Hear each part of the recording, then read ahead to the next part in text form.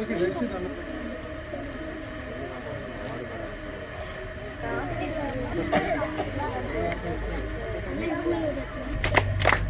కార్తీక మాసం సోమవారం మంచి రోజు కావడం వల్ల వరగాని స్కూల్లో ఎంపీపీఎస్సీ ఎస్డబ్ల్యూ స్కూల్లో వంటశాల నిర్మాణానికి శంకుస్థాపన చేయడం జరిగింది.